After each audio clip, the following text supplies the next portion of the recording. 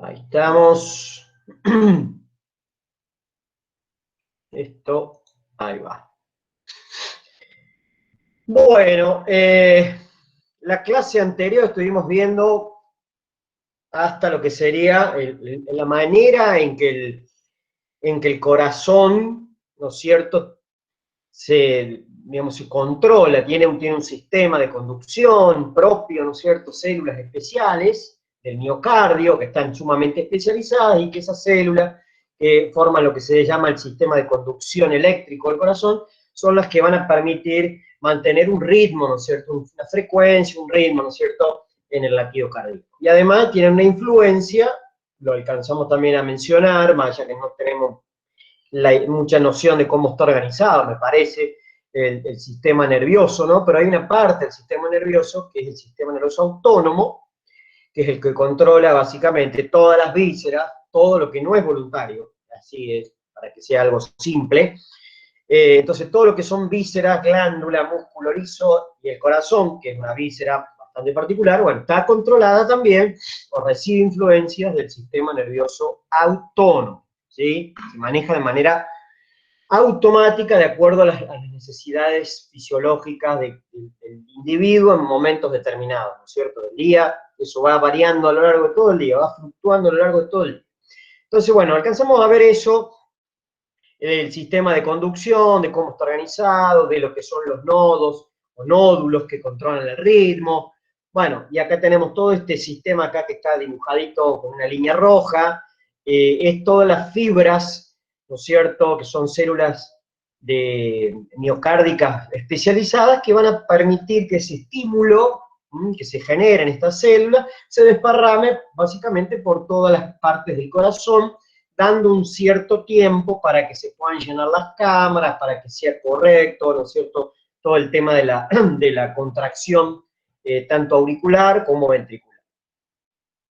Bueno, y cuando fallan estos marcapasos fisiológicos que tienen, o normales que tienen, el corazón, bueno, en el caso del humano, ¿no es cierto?, se puede llegar a reemplazar mediante un marcapasos artificial.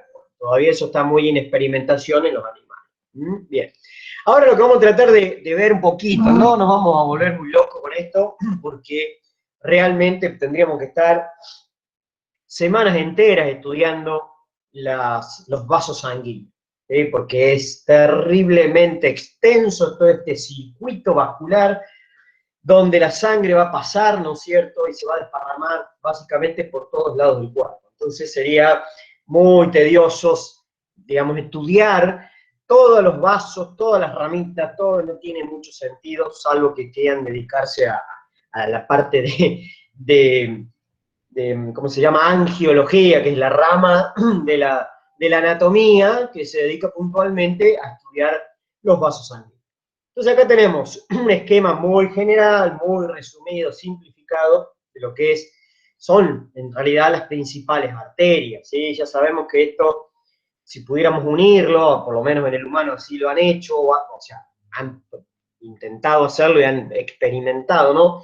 Pero sabemos que es un circuito terriblemente extenso, muy, muy largo, que si pudiéramos unir todas las arterias, desde las más grandes a la más chiquita, la punta con la punta, sería un circuito de miles y miles de kilómetros. Lo mismo pasa, o por lo menos así se supone que pasa en los animales.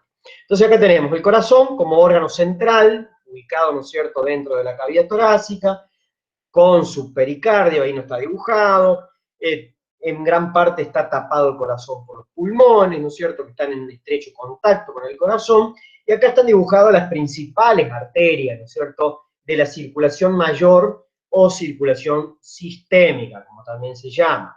Entonces, sabemos que es del corazón, principalmente de lo que es el ventrículo izquierdo, desde ahí comienza la circulación mayor o sistémica, comienza la aorta, ¿sí? La aorta es la rama madre de todas las arterias que hay en el cuerpo. Antes, ¿no es cierto?, de que se ubique la válvula, que está justamente en el comienzo de la aorta, antes de eso están las arterias coronarias, que sabemos que son las que se encargan de nutrir al propio corazón.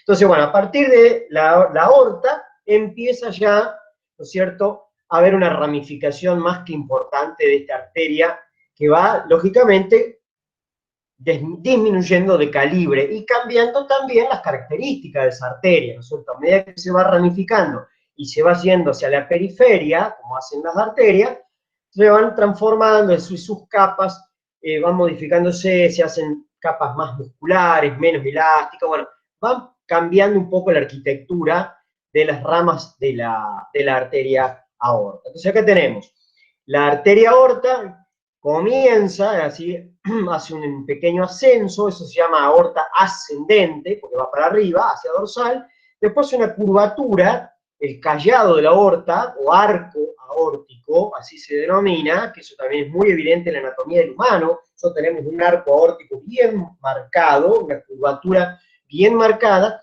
y después comienza, después del arco, comienza lo que se llama aorta descendente, ¿sí? Toda esta nomenclatura se usa en la anatomía humana, ¿no? Acá de descendente tiene poco, es decir, no es que baja, sino que se va más bien hacia caudal. Pero es toda una nomenclatura que también aparece, ¿no es cierto?, en la anatomía del humano. Entonces, después del arco aórtico o del callado de la aorta, comienza la aorta descendente, que tiene una parte torácica, ¿sí? Todo esto que estoy marcando, voy a buscar otro color, así se resalta bien. A ver, amarillo.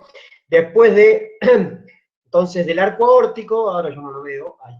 Después del arco aórtico empieza la aorta descendente, con una porción torácica, y una vez que inmediatamente pasó el diafragma, que es esta línea de punto, que no sé si todos lo alcanzan a ver, una vez que la aorta pasa por un agujero que hay justamente bien arriba, en el diafragma seguramente lo vieron con los profes, formando paredes, ¿no es cierto?, de la salida sería, forma la salida o el límite caudal de la cavidad torácica, ese músculo tan importante de la respiración, el diafragma, tiene una serie de perforaciones. Entonces la perforación más dorsal, la que tiene más arriba, es la que va a permitir el paso de la aorta. También deja pasar otras cosas, pero ahora nos vamos a enfocar principalmente en lo que es la aorta. Entonces la aorta, la porción torácica, es justamente la que está dentro de la cavidad torácica. Una vez que pasó el diafragma, se transforma rápidamente en lo que se denomina aorta abdominal. ¿Sí? Aorta abdominal. Bueno, inmediatamente cuando pasa a ella también se sigue ramificando. Es decir, esto está muy resumido, muy simplificado, porque en realidad la cantidad de arterias que debería haber acá sería imposible de poder describir la imagen, ¿sí? Pero bueno, acá tenemos solamente los troncos más grandes, las ramas más generosas, las más grandotas, para poder más o menos ir explicando qué es lo que pasa con el riego arterial de la circulación sistémica. Entonces, la aorta, una vez que pasó a través del diafragma, a través de un orificio que se llama hiato con H, aórtico, pasa del otro lado, se transforma en aorta abdominal, y ahí rápidamente se empieza también a ramificar, dar ramas hacia las paredes, ramas también, que son las que por ahí nos vamos a enfocar un poquito, vamos a ver cómo vamos con los tiempos, ramas que van a nutrir las vísceras, y acá tenemos las tres arterias principales, o ramas principales que da la aorta, que son ramas viscerales, no son para las paredes esto, no son para las paredes de la cavidad abdominal, son ramas viscerales, porque van a víscera. La primera se llama arteria celíaca, la segunda, ese tronquito que está ahí, que están cortados, lógicamente están todos cortados, acá no hay vísceras ahí adentro, solamente están los tronquitos de las arterias. La segunda arteria importante se llama mesentérica craneal. La tercera, visceral importante, es la mesentérica caudal. Estos se encargan principalmente, así a grandes rasgos, de todo lo que tiene que ver con la nutrición del aparato digestivo. Principalmente se distribuyen al aparato digestivo. Ya vamos a ver entonces un poquito esa cuestión. Y bueno, inmediatamente antes de que la arteria aorta abdominal ¿sí? Se meta en el interior de la pelvis, en el interior de la cavidad pélvica, ahí se ramifica en 5 ramas terminales. ¿Sí? Son las últimas ramas que va a dar la arteria aorta abdominal. ¿Sí? Inmediatamente antes de entrar a la cavidad pélvica. Las arterias son estas, lo que pasa es que hay pares y hay una impar. Voy a cambiarle de color para poder marcar mejor, que ya no lo veo el puntero. Acá está. Vamos a poner rojo, más fácil. Esas arterias terminales que da la aorta, las últimas ramas que da la aorta, se llaman arterias ilíacas externas, son dos, una derecha y una izquierda, que se distribuyen o se van hacia lo que es la nutrición, la irrigación de los miembros pélvicos, la ilíaca izquierda, la ilíaca externa izquierda para el miembro pélvico izquierdo, y la ilíaca externa derecha lo hace para el miembro pélvico del otro lado, ¿sí?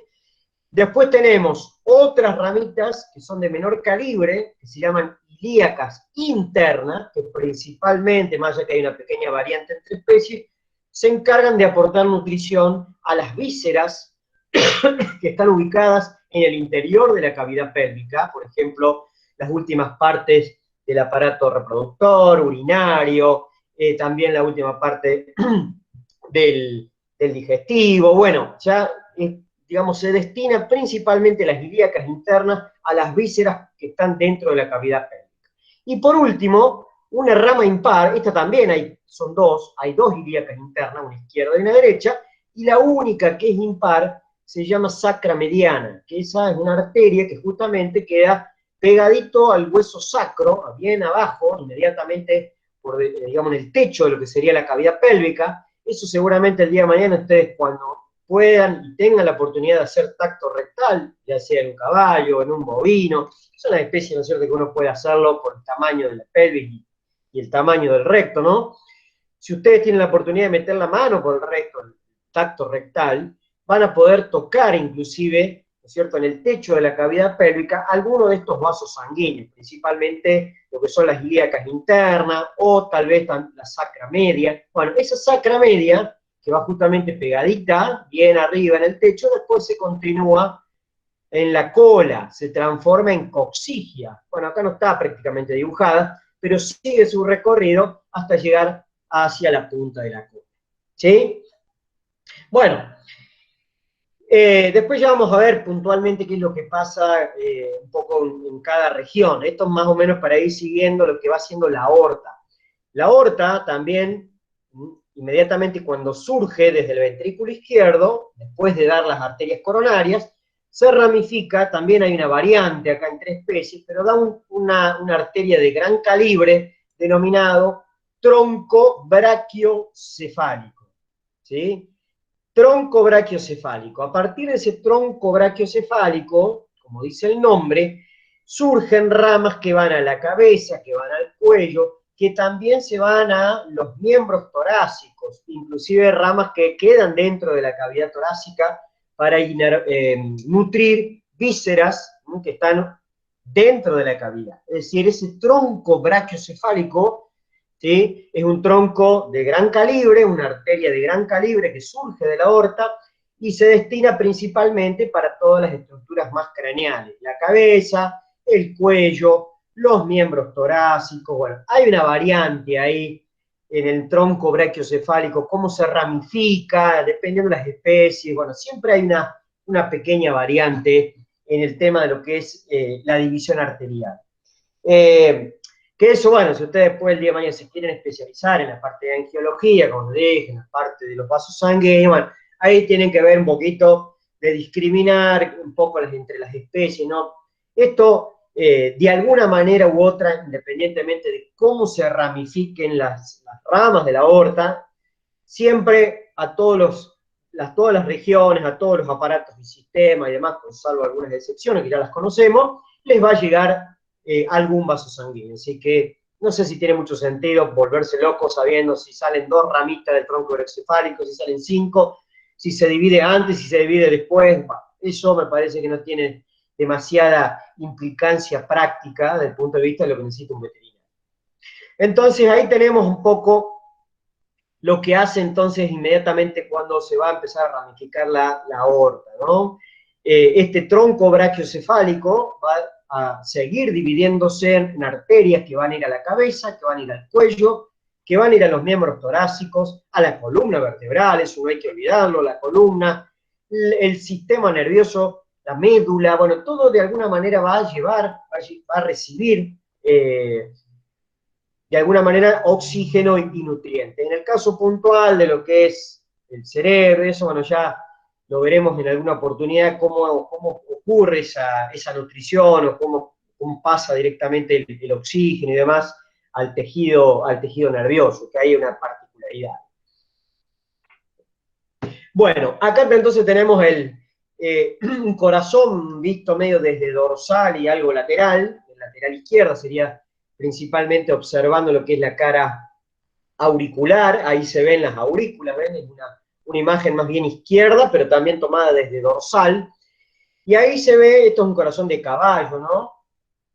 Se ve la aorta, sobre todo esta parte que corresponde ya a la parte descendente, la porción torácica, como dice ahí, acá está cortada, ¿no?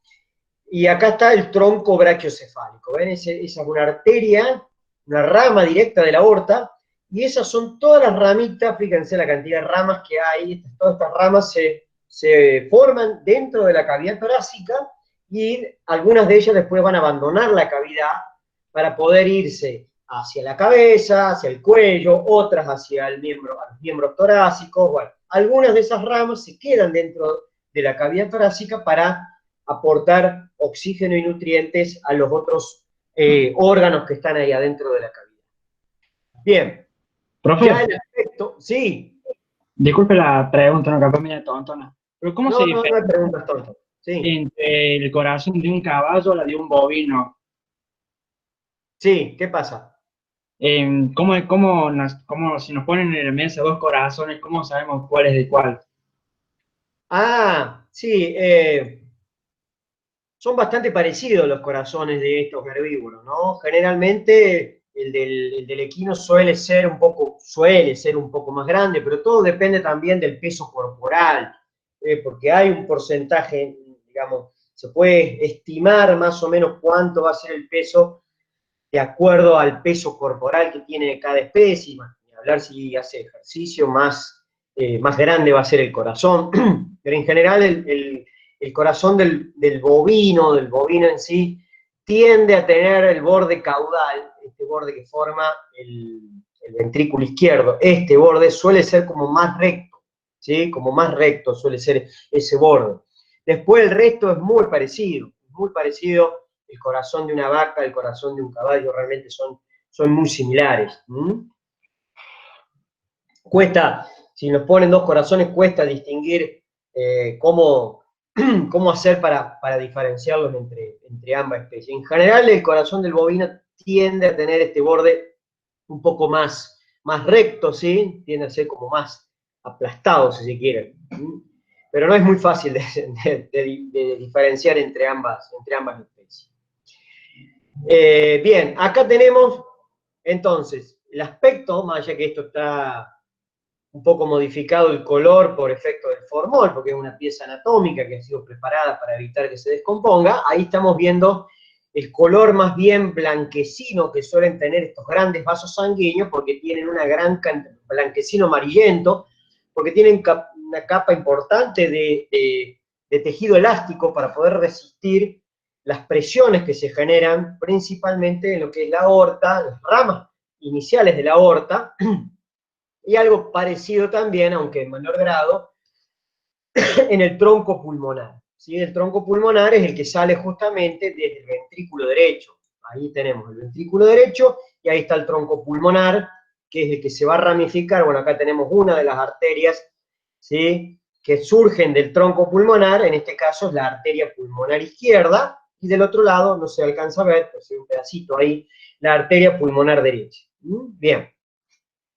Bueno, y esto simplemente lo mostraba porque acá estamos viendo la base del corazón donde salen las principales arterias y a su vez están llegando también las principales venas, las de gran calibre. Por ejemplo, acá tenemos la vena cava craneal, acá hay venas del circuito menor, que son las venas pulmonares, ¿sí? Del circuito el circuito pulmonar, es decir, que vuelven con oxígeno hacia el atrio izquierdo, bueno, también se alcanzan a ver, son numerosas las venas pulmonares, no se alcanza a ver bien la vena cava caudal, que estaría por allá atrás, no se ve, calculo que puede ser esto que está cortado ahí. Pero bueno, esas son las grandes venas que vamos a encontrar en la base del corazón. La vena cava craneal, la vena cava caudal, las pulmonares, y después los vasos arteriales que están surgiendo, uno del ventrículo derecho, que es el tronco pulmonar, y después la aorta, ¿sí? Que rápidamente se ramifica, la aorta con sus distintas partes. La parte ascendente no se alcanza a ver, es la que sube, el callado aórtico, el arco aórtico, que sería esto, y después la aorta torácica o aorta descendente torácica. Y el tronco brachiocefálico.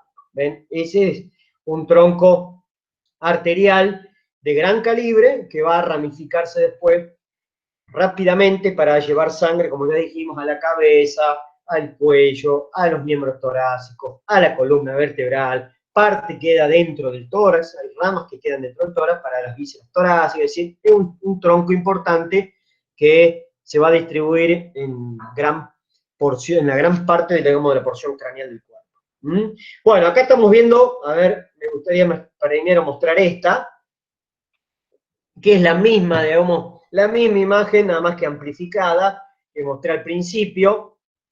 Ahí está el tronco brachiocefálico y una arteria que se llama subclavia. La subclavia puede provenir también la del lado derecho desde el tronco brachiocefálico, así ya tendríamos que empezar a ver puntualmente qué es lo que pasa en cada especie, que no tiene mucho sentido, pero a partir del tronco brachiocefálico y otra ramita que surge que se llama subclavia, a partir de eso van a ir ramificándose y saliendo arterias desde el interior del tórax para destinarse a la nutrición de los miembros torácicos. ¿Sí? Los miembros torácicos, una vez que esa arteria que se llama subclavia abandona, hay una subclavia izquierda y una subclavia derecha. Una subclavia izquierda y una derecha.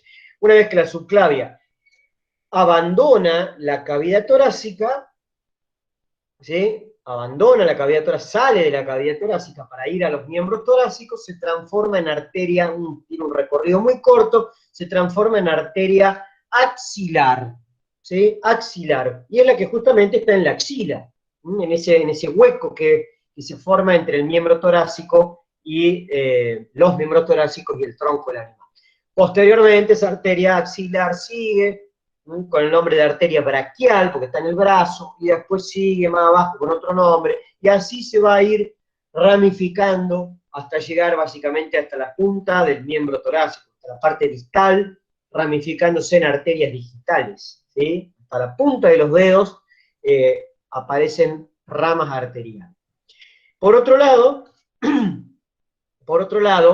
el tronco brachiocefálico va a ser el origen de estas arterias que son importantes. Yo remarqué acá las más importantes, las que están recuadradas en color rojo, son las más importantes.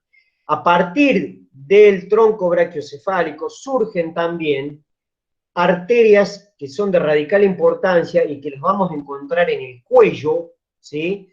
Denominadas arterias carótidas. Las carótidas, hay dos carótidas comunes, acá está marcada la de este lado, ahí está la arteria carótida común izquierda, pero del otro lado, ¿sí? También hay otra arteria común, carótida común del lado derecho, que van acompañando principalmente el recorrido de la tráquea, en el cuello, acompañando también el recorrido del esófago, están muy cerquita, todas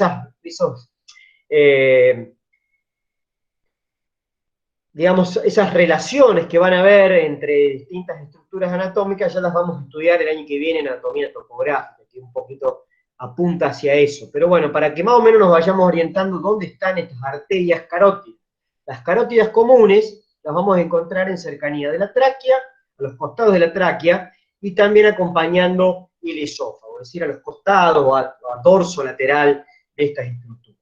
Entonces, ¿por qué son importantes las carótidas? Porque las carótidas, ¿sí? Van a ser las que van a llevar el oxígeno, los nutrientes, a gran parte de las estructuras del cuello, como también cerca de la cabeza, la carótida, ambas carótidas, se van a estar ramificando, ¿sí? Se van a estar dividiendo. en carótida interna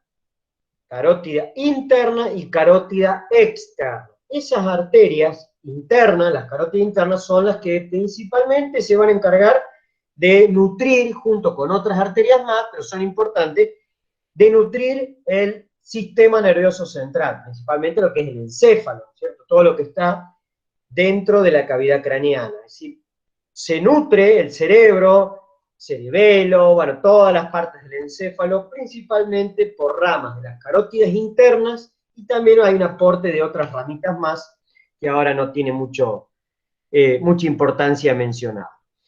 Las carótidas externas, no las internas, ¿sí? Las externas se van a encargar principalmente de aportar, ¿no es cierto?, irrigación, sangre, ¿no es cierto?, a las estructuras más superficiales, ¿sí? A las estructuras más superficiales, es decir, no colaboran con la nutrición del sistema nervioso, ¿sí? No colaboran con la nutrición del sistema nervioso central. Bueno, acá remarqué una arteria que termina siendo rama también de la carótida externa, Profe, sí. Las carótidas que se van interna y externa son tanto de Sí, izquierda y son derecha, izquierda ¿no? y derecha, sí, son todas ramas pares acá, Bien. ¿sí? Las carótidas comunes son pares, ¿sí? Las carótidas comunes son pares, las carótidas interna y externa son pares, ¿sí? Todo eso se ramifica siempre en dos arterias. Bien, acá remarqué una arteria que después la vamos a usar, igual que esta que está acá, que bueno, no la remarqué, pero ya lo vamos a estudiar un poquito también el año que viene.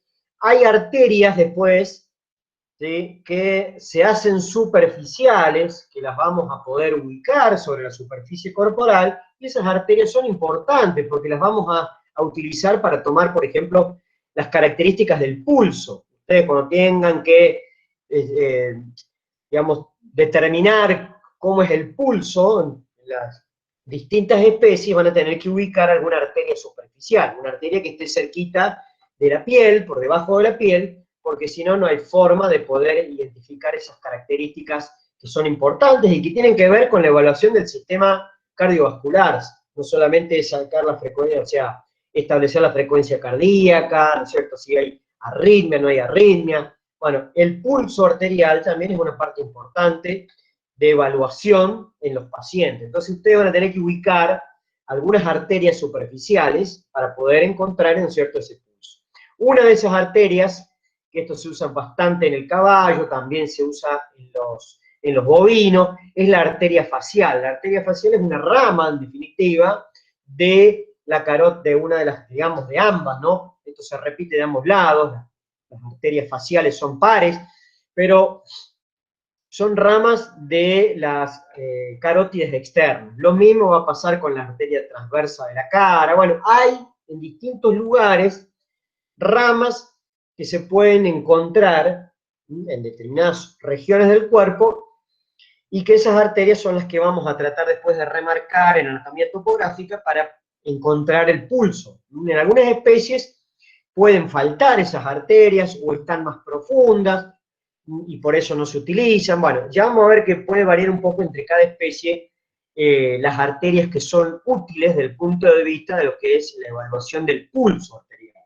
También se utilizan para otras cosas, por ejemplo, cuando ustedes tengan que monitorear las anestesias generales, bueno, van a tener que sacar la presión arterial para ver cómo va la anestesia, si es muy profunda esa anestesia, van a tener que disminuir la cantidad de anestésico, bueno, todas esas características las van a tener que ir evaluando, y para eso necesitamos conocer medianamente dónde están los principales vasos sanguíneos que nos van a ser útiles para poder evaluar estas características. Entonces, bueno, acá simplemente muestro algunas, la arteria facial, la transversa de la cara, bueno, son arterias que se pueden ubicar sin dificultad, por ejemplo, en un caballo, en un bovino, no en todos los rumiantes, porque algunos rumiantes no tienen la arteria facial, bueno, hay algunas particularidades que son puntuales y que después las vamos a destacar cuando veamos un poco más en detalle estas cuestiones en anatomía topográfica. Entonces, las arterias carótidas, ¿sí?, las carótidas comunes, estas las tenemos también nosotros, ¿no? Y se siente por ahí cuando estamos por ahí haciendo ejercicio, cuando estamos muy nerviosos, cómo se siente el pulso en las carótidas, bueno, son estas arterias que corren acá en el cuello, esas carótidas comunes, antes de llegar a la cabeza, se ramifican entonces en una arteria carótida interna, que va principalmente a destinarse a la nutrición del el encéfalo, y ya digo encéfalo para involucrar el cerebro, el cerebelo, el tronco encefálico, las meninges encefálicas, bueno, todo eso que está ubicado dentro, ¿no es cierto?, de la cavidad craneana. Y por otro lado, las carótidas externas, que se encargan más que todo de nutrir o aportar sangre a todo el resto de los, digamos, de las estructuras de la cabeza, más bien las estructuras no vinculadas al sistema nervioso, ¿no? Bueno, acá estamos viendo también una imagen de una disección donde se ha sacado gran parte de la pared del tórax, ¿sí? Se quitó la pared del tórax, se sacó también los pulmones para poder observar un poquito mejor algunos órganos y estructuras anatómicas de la cavidad torácica. Ahí estamos viendo el corazón, no se ve muy claro, estos de caballo tampoco no se ve muy claro porque el corazón en este caso está envuelto en el pericardio, ¿sí? Ese saco que lo recubre por completo, y por eso es que no se ve muy bien, está envuelto por este saco pericárdico y no nos deja ver claramente el corazón. Pero más o menos lo podemos identificar. Ahí estamos un poquito remarcando la silueta del corazón.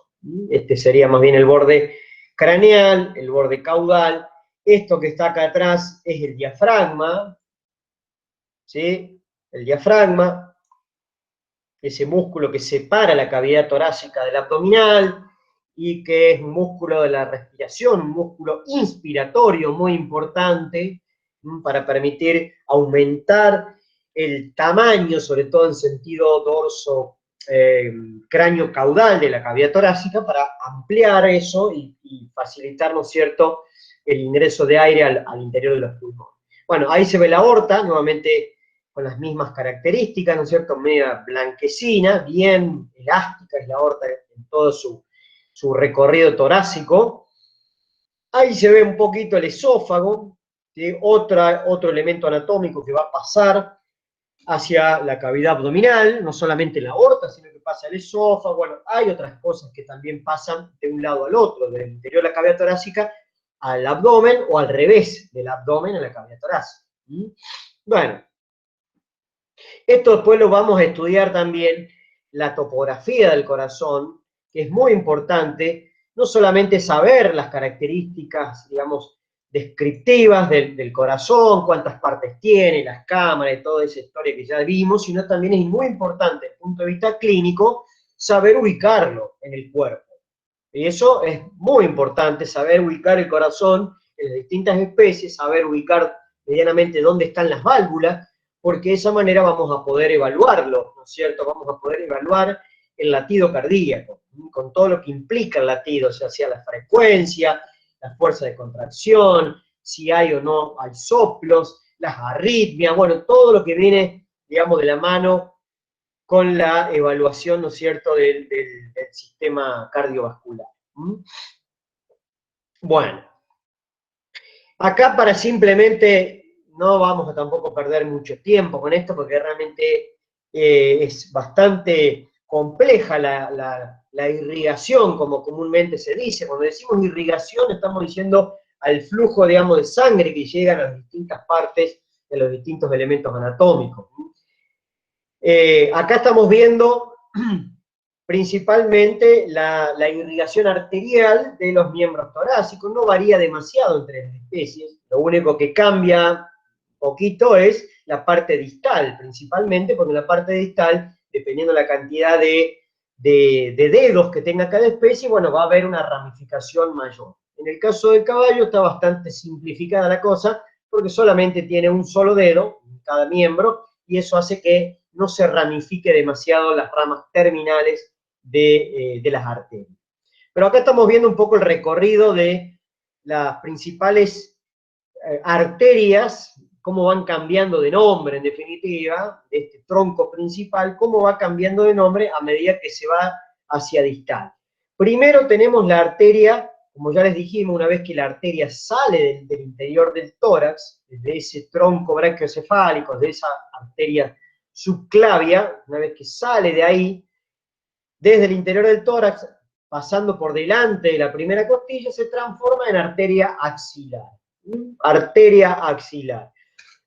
La arteria axilar justamente está en esa zona, en esa región, que es la axila. Ahí también van a ver no solamente arterias, sino que van a haber venas, van a haber estructuras linfáticas que se llamen de la misma manera, axilares, también van a haber nervios, hay un nervio axilar, bueno, esta arteria axilar, que tiene un corto recorrido, un tronquito relativamente corto, ya a la altura del húmero, ya estamos en la región del brazo, ahí cambia nuevamente de nombre. Fíjense que cambia a arteria braquial, ¿sí? Braquial porque hace referencia a la región del brazo. Bien, una vez que pasa por la región del brazo, esto es una vista medial, no está marcado, acá no dice la imagen, pero principalmente los troncos arteriales, o sea, los vasos sanguíneos, ya sean arterias y venas de gran calibre, tienden a ir protegidos, es decir, por el lado medial o también en los ángulos flexores. De esa manera, esos vasos sanguíneos quedan medianamente protegidos, no quedan muy expuestos, porque si no serían realmente bastante fácil tal vez de lesionar. Entonces, estas estructuras, los vasos sanguíneos, como también los nervios más importantes, arterias, venas, nervios más importantes, están más bien del lado medial de los miembros. No lo aclara acá el esquema, pero se los menciono para que ustedes más o menos también tengan noción a qué hacemos referencia. Entonces acá tenemos la arteria braquial después en el antebrazo nuevamente cambia de nombre. Toda esta ramificación no hace falta ahora conocerlo porque realmente se lo van a acordar 2 días, después no se lo acuerdan más, ¿sí? Pero esto es realmente muy grande la ramificación que tiene cada tramo de estas arterias. Yo simplemente acá les marco el tronco principal, es como si fuese una avenida de gran flujo de tránsito y que a medida que va pasando por distintos lugares va cambiando de nombre. Es más o menos parecido, para que lo podamos comparar tal vez con alguna avenida importante. Entonces, acá tenemos la arteria axilar, la braquial, en el antebrazo se llama arteria mediana, ¿sí? La arteria mediana se puede llegar a utilizar también para tomar el pulso, bueno, hay que saber ubicarla, pero es una arteria que en algunos lugares se puede llegar a tocar. Y la arteria mediana después pasa por detrás del carpo, en la parte palmar del carpo, ahí ramifica también, se ramifica, y continúa con un vaso sanguíneo también de calibre considerable, una arteria que tiene un nombre bastante largo, pero se suele llamar arteria digital palmar común 2. Bueno, es un nombre bastante extenso, ¿no? Es una arteria que va pegadita a los tendones de los flexores, ¿sí? Más o menos protegida del lado medial, ¿sí? Pegadita a los flexores y al músculo interóseo, que está un poquito más en la profundidad, bueno, queda como metida en ese surco tendinoso, que esa arteria también se puede llegar a tocar para tomar el pulso, para saber el pulso, y esa arteria digital palmar común 2, nosotros muchas veces lo decimos para un poco resumir el nombre, ADPC2, solemos decir de esa manera, es básicamente lo mismo, arteria digital palmar común 2, o arteria digital palmar medial, porque está al lado medial. Bueno, esa arteria, cuando está llegando a la región del dedo, nuevamente se ramifica, ¿sí? Arteria digital palmar medial, ¿sí? Hay una al lado medial y otra al lado lateral. Acá no se alcanza a ver la del lado lateral. Bueno, esas son las que terminan finalmente en la parte distal del dedo, en la arteria, en las partes distales del dedo.